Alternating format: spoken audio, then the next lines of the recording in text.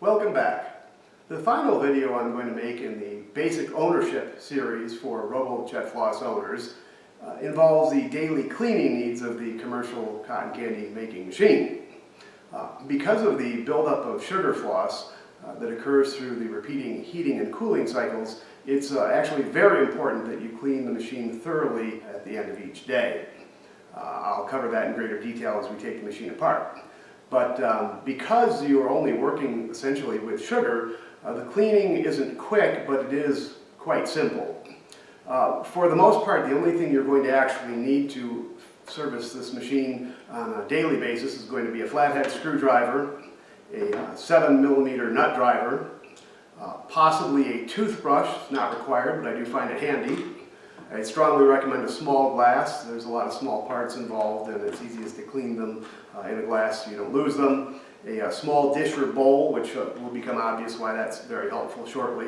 And while not required, I do actually recommend simple green. It'll make cleaning the actual heater coil slightly easier.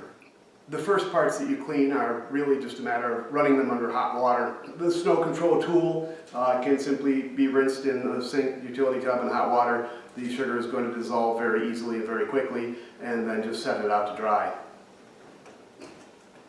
Likewise, the bowl can be removed, and additionally, just rinsed in hot water. There's really no scrubbing even required. The sugar will dissolve pretty easily.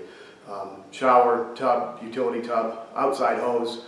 It will be quicker if you can access hot water, however. The hotter the better, simply because that will dissolve the sugar faster. As for cleaning the machine itself, this is where the tools come in. It does require just a little bit of disassembly. It's very easy to do.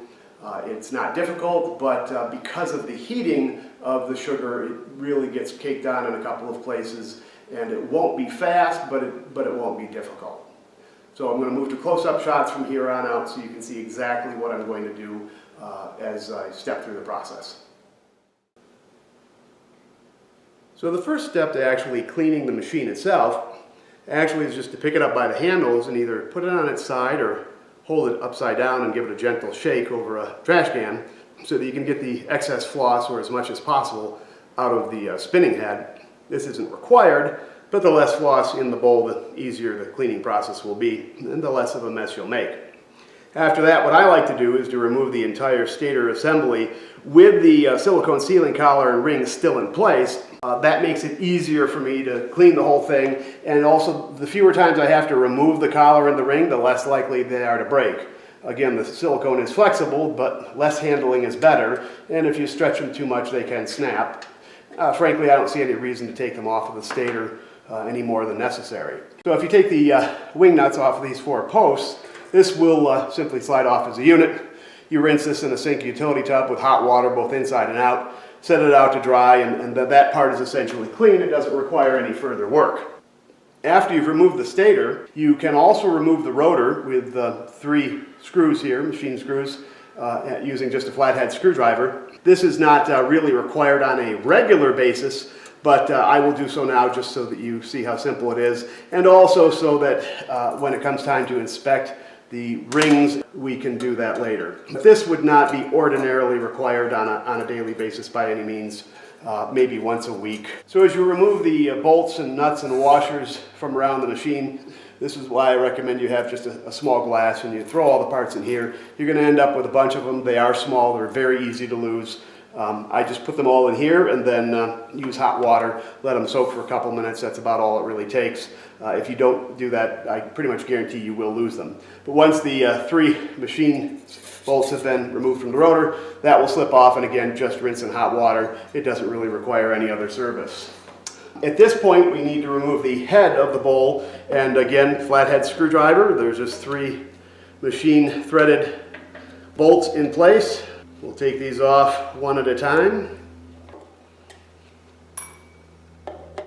Once you have the 3 machine head screws removed from the top of the bowl, you may find that you can just pry it off. If it sticks because of the floss melting and acting like a little bit of a glue, just give the outside edges of it a gentle tap with something soft like the top of a screwdriver, and that will loosen it up enough that you can pull it off. The top of the bowl can simply be rinsed in hot water. You'll seldom get much collection in there, and it doesn't require any special treatment.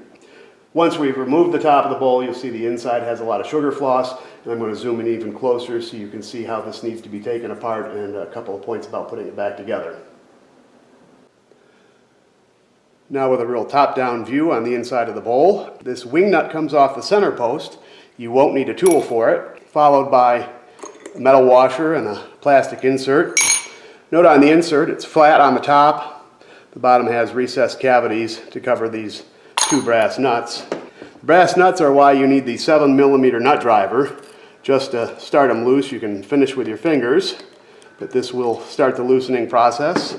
On top of the two brass nuts, you're going to have a lock washer and a flat washer for each. And then beneath that, you'll also have a flat washer, which can be either removed or left in place during the cleaning process. I tend to remove everything. It just makes it easier. As long as I know everything's there, then I know how to put it back together. So underneath these wires, you are going to have another flat washer. Put all the parts in the glass, clean them all at once. So I'm going to lift the entire coil and outer wall off of the motor platform so that you can get an idea of just how much sugar floss is going to be built up in here. And this gives you an idea of the part of this process that's difficult to clean. Not that the sugar is necessarily hard to get rid of. However, what we want to do is we want to do that without getting water or moisture on any of these electrical connections. Not because they will melt like the sugar, but simply because any water introduced there could cause corrosion at the connection points. And corrosion will then introduce resistance, which could lower voltage to the coil, and that would affect the performance in terms of production of the machine. So getting this part clean without getting the electrical connections wet, that's the part that takes a little bit of time. It's not difficult, but you do have to be patient. So what you're looking at now is how I actually clean the coil and ring as a first step. And the reason that we recommend a bowl or a small food service type storage container, I think this one is from Glad, but I'm not positive.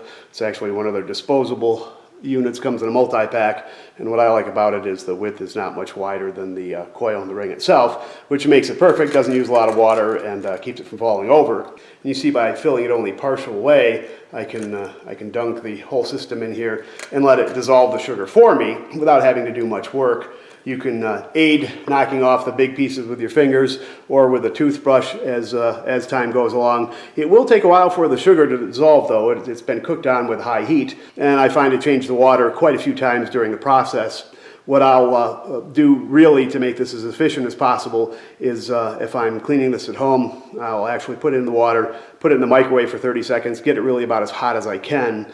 Remember, this thing at its operating temperature melts sugar into liquid, so these parts are not going to be affected by hot water. The hotter you can get it, the faster it will dissolve, and as I say, during the process, feel free to reach in and knock off the big pieces to make it move along faster. It will save you time, but there's going to be a lot of small intricate pieces that you can't get off simply by waiting. So do the best you can just with your fingers to get it cleaned up. Let it soak, change the water frequently. As it gets a whole lot of sugar in it, it loses its ability to take on more. The deck itself, I will just turn the system on its side, usually over a sink. And again, this is where I use the toothbrush just to knock the extra sugar out of the little pieces and the grooves and the threads.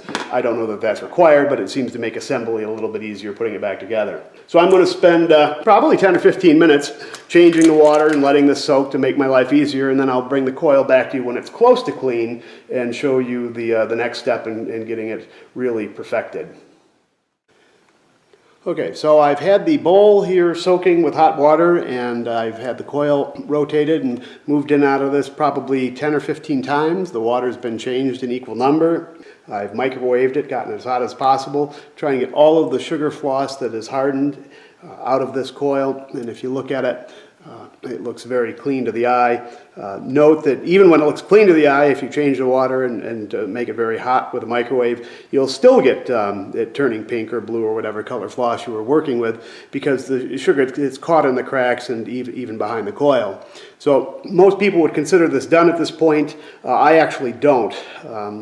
I keep soaking it and getting it hot until the water doesn't change colors any longer. And then I go one step further. What I'll do is I'll actually push on this coil pretty firmly and tug on the ends here slightly and actually try and get the coil to separate from the outer ring housing. And you can do that once you've got it clean enough. If there's any sugar in there still gluing it essentially to the outer housing, then you'll know that it's still dirty. But if you work on it long enough, you can in fact get all of the sugar out and it will free itself.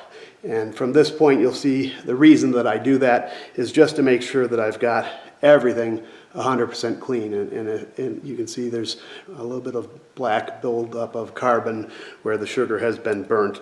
And so what I'll do is I'll go at this with probably like a Scotch-Brite pad. Actually, you can see I can actually get most of it just with my fingers. But once I have the coil removed, I'll go through the inner ring with like a rough Scotch-Brite pad, get it perfectly clean. This is where the simple green that I recommend comes in handy. I will put this entire outer housing ring in very hot water and use a little simple green and a Scotch-Brite pad and maybe a toothbrush, because this is really important to understand. The cotton candy is actually made by extruding the liquid through these laser cuts. And if you don't get this really super clean and you allow carbon to build up and block up in these slats, these little tiny cuts in the metal itself, that affects your future production. So I like to get this just as clean as possible until it can't be cleaned any further. Now, it's not hard to do. Like I say, you can put this in incredibly hot water, spray on a little simple green, just use a Scotch-Brite pad. It cleans up very easily now because I don't have to worry about getting this wet.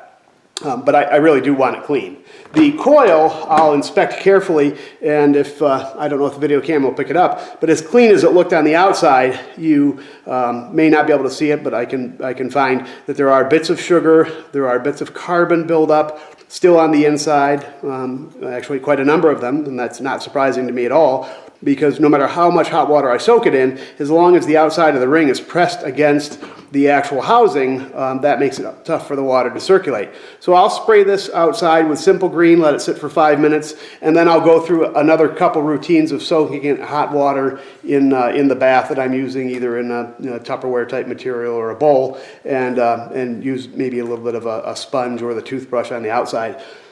The reason that I'm so careful about this is because, like with any appliance, if you think of a heater coil and a stove or an oven, if you clean off the carbon that builds up from the heated sugar each and every time you use it, it's very easy to do. But like a stove or a heating coil in your toaster oven, for example, once it starts to layer and get heated subsequently in repetitive sessions, if you don't keep it in a perfectly clean condition, you'll probably never get it back to a clean condition. And I'm not worried about cleanliness for the sake of impressing anyone. It's not like friends and neighbors come over and are going to ever know that my coil isn't clean. But not having a perfectly clean coil affects the ability to quickly heat sugar to the liquid point because that carbon acts as an insulator. And additionally then, that could, well, it not only could, but it will end up blocking these laser cut channels in the housing and preventing the free flow of sugar, again affecting the ability to produce high quality cotton candy quickly. And worst case scenario, enough buildup can cause the motor to be off balance. And again, remember, this Robo JetFloss spins at 3,600 RPM. So if you get a lopsided buildup of carbon inside of this housing, that affects the ability for this to rotate on balance, and ultimately bad things can happen. So I'm very particular about this. Again, it is not hard. It doesn't take long. The hot water will do the work for you. I haven't so far scrubbed this with so much as I haven't even used the toothbrush on it. I've just soaked it in hot water and let the hot water do the work. But I've had to change the water repetitively, and I'm going to do a little more soaking now that the coil is separated. I will actually use, like I said, a Scotch-Brite just on this ring, but it won't even take me 60 seconds. I'll spray this with simple green just once, just to give it a chance to soak into the laser cuts, because this is probably the most important part in terms of creating the floss. And while it won't take long, I want to do my very best to make sure that I maintain the equipment in a way that it will always produce for me very high quality. So I'm going to go ahead and do that. That won't take but a few moments. I'll come back and walk you through how to quickly inspect the brushes and the rings on the machine, and then I'll give you a few tips on how to reassemble it, not just quickly because it doesn't really take long, but how to get it balanced and do it efficiently each and every time. All right, before we start reassembling the unit, I'm going to show you where you can inspect the brushes and the brass rings. From the very front, if you look here, this access port, if you use a flashlight, you'll be able to see inside. All you're looking to do is to inspect and see that it looks about like this, that you've got solid contact from the brushes on the brass rings, and the brass rings themselves don't look terribly scarred, pitted, or damaged. When you look at the brushes, that's to the left, those two black things that are transmitting the energy to this spindle. You just want to look at this and make sure, again, that these are relatively flat. They're not chipped, cracked, broken, falling apart, anything of that nature. So the machine's totally serviceable. Those are easy parts to replace. I'm not saying you need to inspect those frequently. Every couple of months, maybe take a peek in there as you're cleaning the unit and just make sure that there's nothing obviously going wrong on either side. So with that, we'll proceed to assembly of the machine. It doesn't take very long at all, and I'll simply point out the couple areas you want to take special precautions. All right, back from a couple more dips in the bath, and you can see that with just 60 seconds of a little simple green and hot water, the outer housing now is as clean as it's going to ever need to be, and perfectly clean on the heating coil as well. So really the only thing to do to the heating coil is slip it back inside of the housing. You'll see that initially it doesn't look like it's going to fit, and you'll wonder, well, how are you going to achieve that? Generally speaking, all you have to do is start it at an angle, and because the coil is sort of a springish material, if you gently pull and twist on it, you'll be able to work it like a slinky and get it to fit in, and there she goes. So you fiddle with it for a little bit. Never stretch it out, but if you squeeze these together sort of like a spring coil slightly, as you manipulate it, you'll have no trouble centering it. And note that the actual coils themselves, they don't have to be touching when they're inside. Just manipulate them with your finger from both sides, and you can get them pretty close to perfect. Also, when removing it or trying to adjust the coil, strongly suggest you don't pull on it. Better to push it in from side to side, and when you're removing it, do the same thing, push it out. If you do pull on the coil at any point, you can deform it and bend it out of shape and make it a little bit hard to work with. I've done that before where first time I tried it, I was pulling on the coil and it ended up rather stretched out. Don't worry if that does happen. You can sort of force it back into place and then it will reshape. But to prevent it from happening in the future, it's always better to work by pushing it where you want it to go instead of pulling. And so just a little bit of manipulation. Get it back inside, and we'll work on reassembly here in a moment.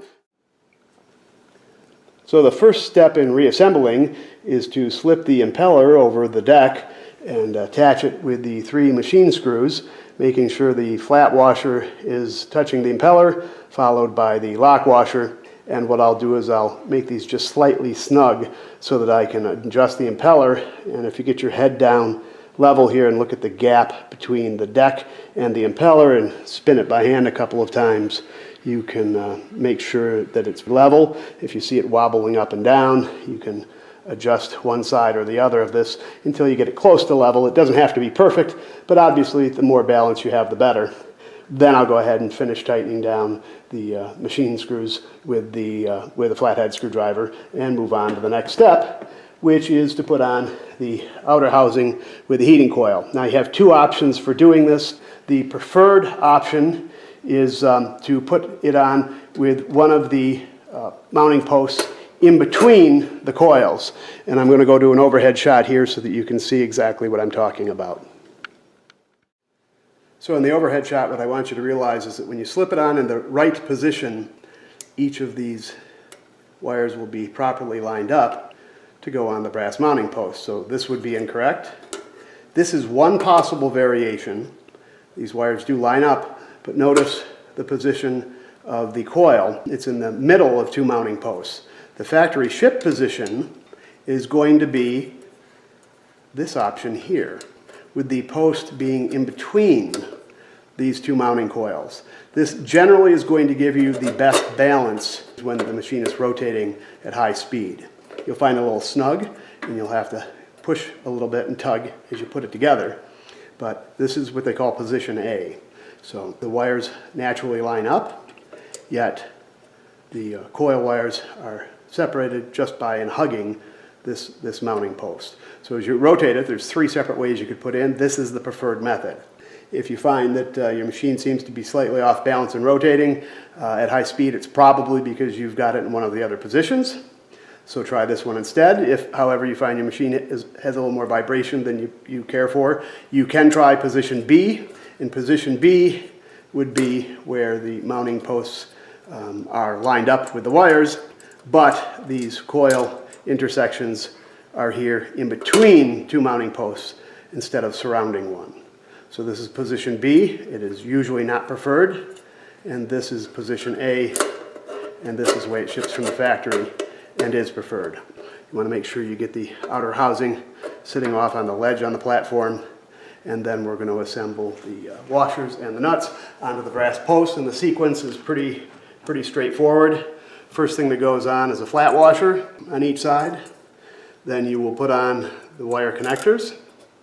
After that, another flat washer, then a lock washer, and then finally the 7mm nuts. So it's flat washer, connector, flat washer, lock washer, 7mm nuts. They do not need to be tightened excessively, and they really should not be tightened excessively. So just snug is all that's required here. And this is the 7mm nut driver that is really one of the only tools you need for ordinary operation and maintenance of the unit. Get it just barely snug, just barely. You obviously don't want it loose and vibrational, but there's no real need for any excessive force here. You then have this plastic washer that has an upside and a downside. The downside has recesses to protect the nuts. Once that is slipped over and snug, put on the big metal washer here, and we finish up this assembly part simply with a wing nut, and again just a little snug. That doesn't have to be particularly tight.